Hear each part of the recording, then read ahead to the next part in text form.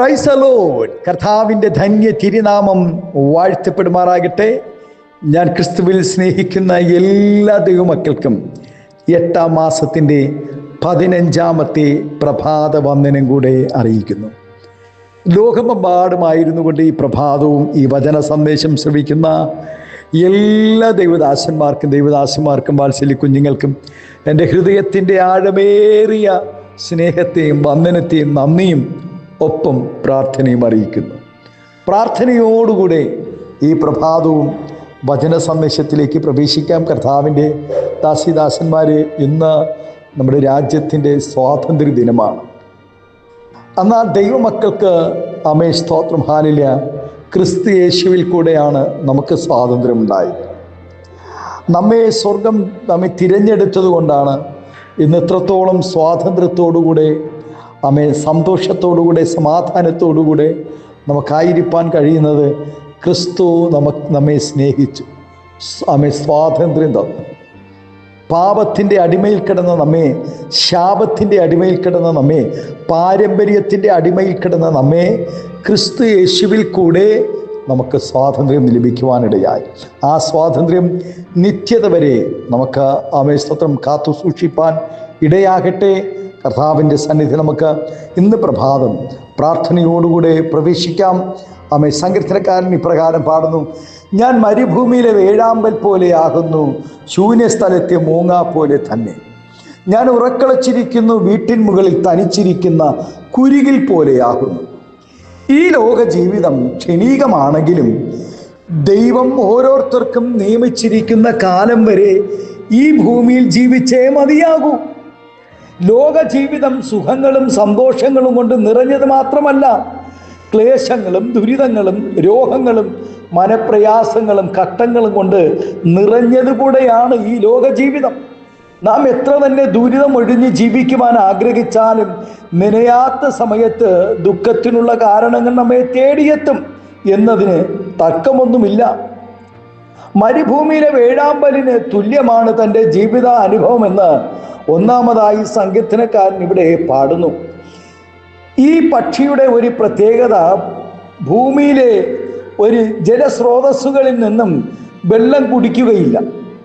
മറ്റു പക്ഷികളെപ്പോലെയോ മൃഗങ്ങളെപ്പോലെയോ വെള്ളം നാവ് കൊണ്ട് വലിച്ചു കുടിക്കുവാനോ നക്കി കുടിക്കുവാനോ കൊത്തി കുടിക്കുവാനോ കഴിയാത്ത നിലകളിലാണ് ദൈവം ഈ വേഴാമ്പലിനെ സൃഷ്ടിച്ചിരിക്കുന്നത്. വേഴാമ്പലിന് ഒരു പ്രത്യാശയുണ്ട്. തന്നെ സൃഷ്ടിച്ച ദൈവത്തിന് മാത്രമേ തൻ്റെ ദാഹത്തെ തീർക്കുവാൻ കഴിയുകയുള്ളൂ എന്ന്. ഏതായാലും മഴയ്ക്കോ വെള്ളത്തിനോ യാതൊരു സാധ്യതകളും ഇല്ലാതെ ആയിരിക്കുന്ന മരുഭൂമിയിൽ ഇരുന്നു കൊണ്ട് വെള്ളത്തിനായി കേഴുന്ന ഒരു വേഴാമ്പലിന് തുല്യമാണ് തൻ്റെ ജീവിത അനുഭവമെന്ന് സങ്കീർത്തനക്കാരൻ ഇവിടെ പാടുന്നു. ദാഹം വരുന്ന സമയം സ്വർഗത്തിലേക്ക് നോക്കി തൻ്റെ വേഴാമ്പൽ തൻ്റെ സൃഷ്ടാവിനോട് നിലവിളിക്കുവാൻ ഇടയാകും. വേഴാമ്പലിൻ്റെ നിലവിളി കേൾക്കുന്ന ദൈവം സ്തോത്രം തൻ്റെ ഹല്ലേലൂയ സ്തോത്രം സന്നിധിയിൽ നിന്നും മഞ്ഞും മഴയും അയച്ച് വേഴാമ്പലിൻ്റെ ദാഹത്തെ തീർക്കുവാൻ ഇടയാകും. അതുപോലെ തന്നെ മൂങ്ങയും അശുദ്ധ പക്ഷികളുടെ ഗണത്തിൽപ്പെട്ടവയാണ് മൂങ്ങ. മറ്റു പക്ഷികളിൽ നിന്നും ഇത് വളരെ വിചിത്രവും വ്യത്യസ്തവുമായ ഒരു പക്ഷിയാണ്. മൃഗത്തിൻ്റെ മുഖവും പക്ഷിയുടെ ഉടലുമുള്ള ഈ സ്തോത്രം ഇവ പകൽ വെളിച്ചത്തിൽ പുറത്തിറങ്ങാതെ രാത്രി മാത്രം സഞ്ചരിക്കുന്നവയാണ്. മറ്റു പക്ഷികൾ ഇവയെ കൂട്ടത്തിൽ കൂട്ടുകയില്ല എന്ന് മാത്രമല്ല, ഇവയെ കണ്ടാൽ കൂട്ടം കൂടി ആക്രമിക്കുകയും ചെയ്യും. രാത്രിയിൽ ഇവയുടെ കണ്ണ് തിളങ്ങുന്നതിനാലും ഇത് പുറപ്പെടുവിക്കുന്ന ശബ്ദം അരോചകമാകുന്നതിനാലും നായ്ക്കൽ പോലും കുരച്ചും കൊണ്ട് ബഹളം വയ്ക്കും.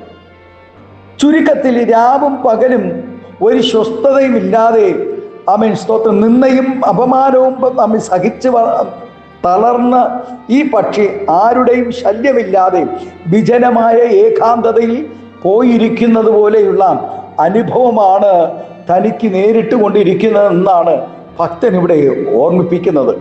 എന്നാൽ വേഴാമ്പലിന് പ്രത്യാശ ഉള്ളതുപോലെ മൂങ്ങയ്ക്കും ഒരു പ്രത്യാശയുണ്ട്.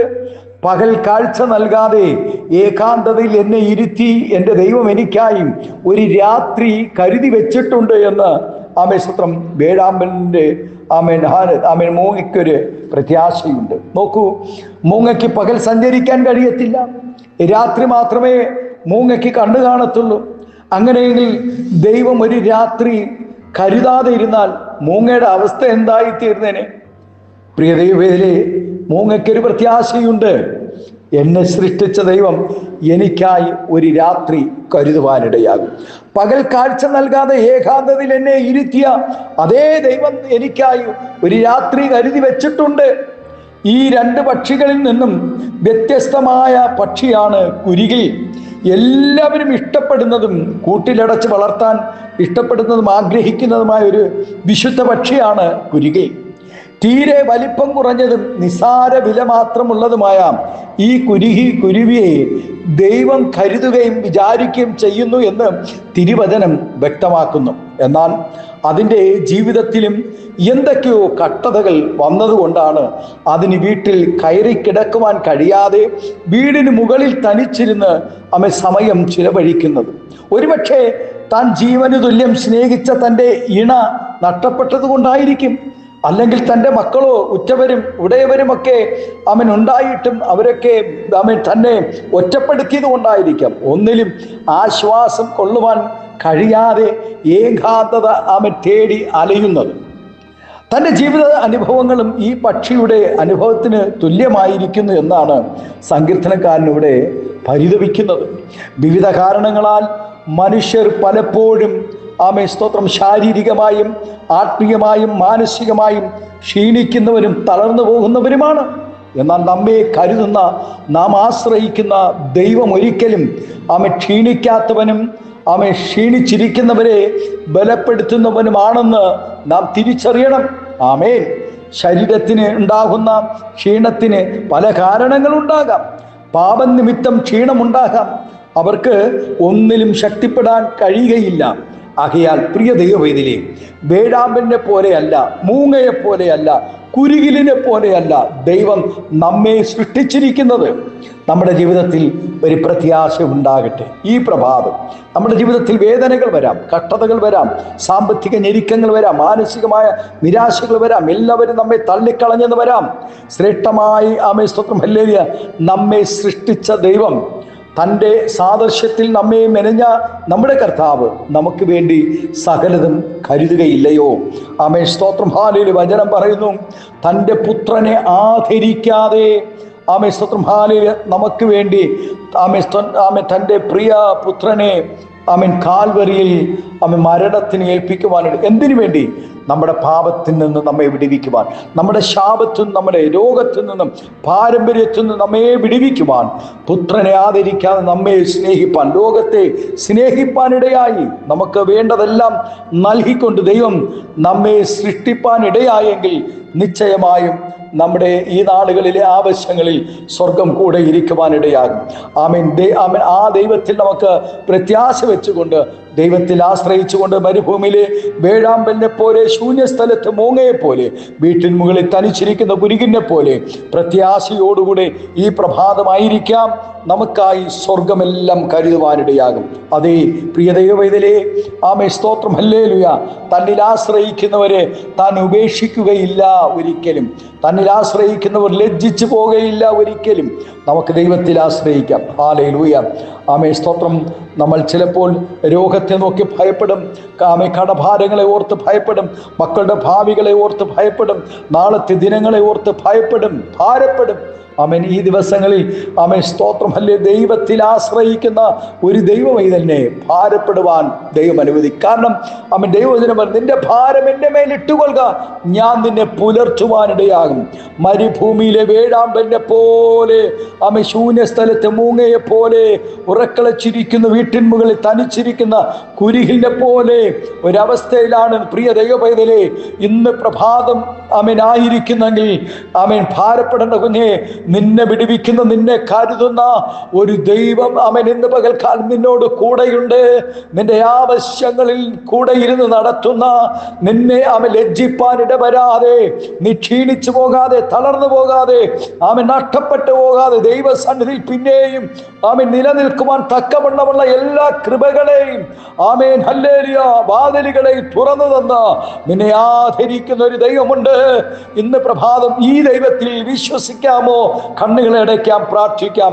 പരിശുദ്ധ ദൈവമേ, സ്നേഹവാനായ ഞങ്ങളുടെ നല്ല കർത്താവേ, അനുഗ്രഹവും പ്രശാന്തവുമായ ഒരു നല്ല പ്രഭാതത്തിനായി നന്ദി നിറഞ്ഞ ഹൃദയത്തോട് സ്തോത്രം ചെയ്യുന്നു. നാഥ, ഈ പ്രഭാതം വേഴാമ്പലിന്റെ അനുഭവങ്ങളിലായിരിക്കുന്ന ഒത്തിരി പ്രിയപ്പെട്ടവരുണ്ട്. ആമേ മൂങ്ങയുടെ അനുഭവങ്ങളിലായിരിക്കുന്നവർ ഒത്തിരി ഉണ്ട്. കുരുഹിലിനെ പോലെ കർത്താവേ സ്തോത്രം, ഏകാന്തതയുടെ അനുഭവങ്ങൾ കരയുന്നവർ ഒത്തിരിയുണ്ട്. കുറുകി ഞരങ്ങി ഒരു കുറുംറാവിനെ പോലെ കരയുന്ന അനേക ദൈവദാസന്മാരുണ്ടപ്പാ. ഇന്ന് പകൽക്കാലം എല്ലാവരും ഞങ്ങൾ ഓർക്കുന്നു. ഇവിടെ സാഹചര്യങ്ങൾക്ക് കർത്താവേ സ്തോത്രം, ഹല്ലേലൂയ, ആമേൻ, മാറ്റമുണ്ടാകട്ടെ. അവിടെ സ്ഥിതികൾക്ക് മാറ്റമുണ്ടാകട്ടെ യേശുവിൻ്റെ നാമത്തിൽ.